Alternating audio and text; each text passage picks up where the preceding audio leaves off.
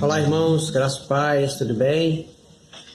Nós queremos continuar meditando na carta de Paulo aos Efésios. Vamos pensar hoje no capítulo 3, versos 8 a 13, mas eu quero ler apenas o versículo 8 que diz: A mim, o menor de todos os santos, me foi dada esta graça de pregar aos gentios o evangelho das insondáveis riquezas de Cristo. Continuamos aqui, meus queridos, a falar acerca do mistério que nós já vimos falando. O mistério estava oculto em Deus por gerações, revelado a profetas e apóstolos, e esse mistério era o projeto de Deus de salvar os gentios, através da graça de Cristo, tornando um só povo com os judeus. Esse mistério foi guardado por séculos, como eu falei. Cabe a Paulo manifestar esse mistério como apóstolo dos gentios. Aqui no verso 8 a gente tem Paulo falando sobre ele, dizendo que ele é o menor de todos os santos, e falando da incumbência de Deus, que era de pregar aos gentios o evangelho das insondáveis riquezas de Cristo.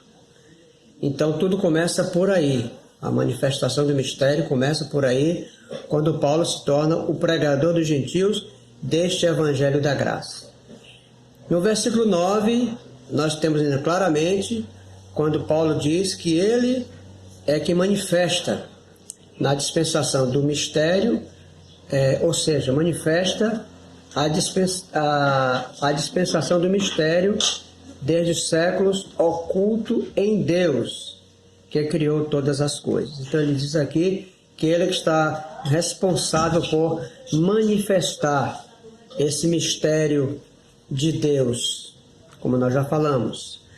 Mas temos algo interessante aqui para a igreja, no verso 10, quando Paulo diz que pela igreja a multiforme sabedoria de Deus se torne conhecida agora dos principados e potestades nos lugares celestiais. O que nós temos aqui é a incumbência dada a Deus, à igreja, de tornar conhecido esse mistério.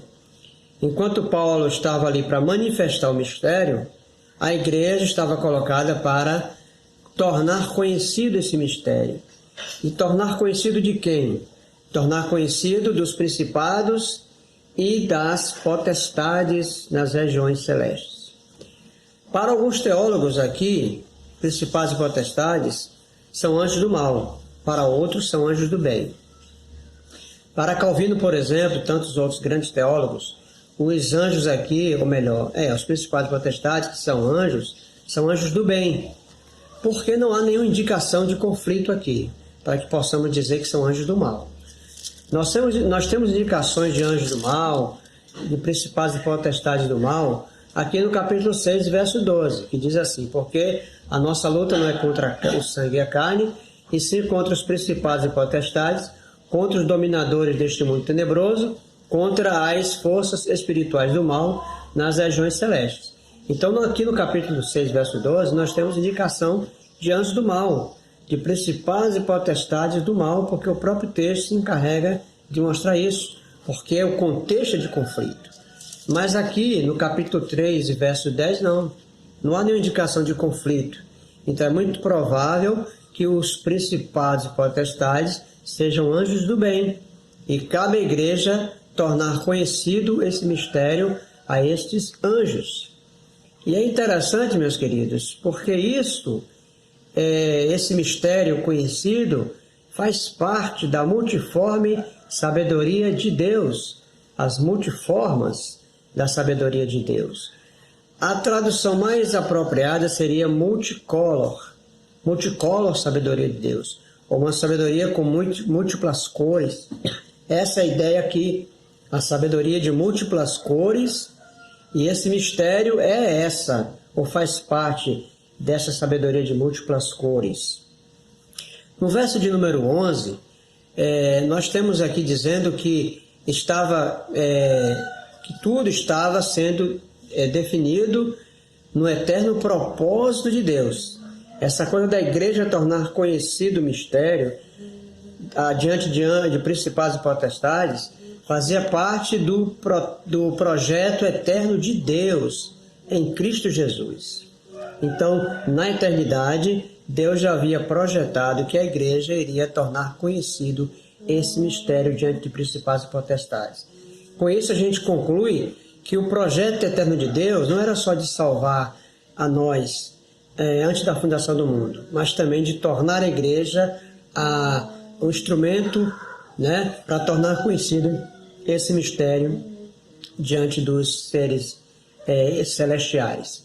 E nós temos aqui dizendo que esse trabalho aqui pela igreja é feito com ousadia, com confiança e mediante a fé em Cristo.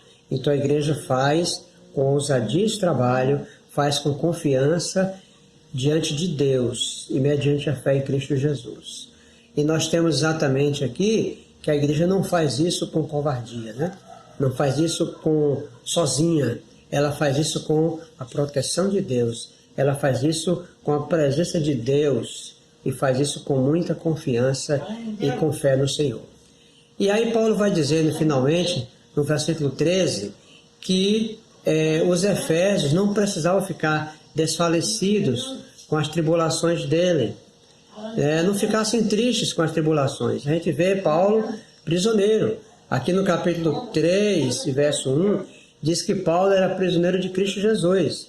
Então ele estava preso, mas que aquelas tribulações não deveriam desfalecer os irmãos, porque aquilo fazia parte da glória deles.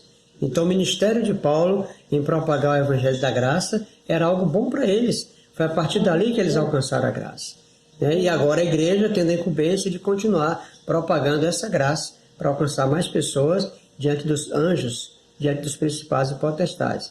Então tudo aquilo era para o bem de todos nós, gentios. Então não precisava eles ficarem desfalecidos, porque isso era para um bem sublime. Portanto, queridos, temos coisas maravilhosas a celebrar aqui.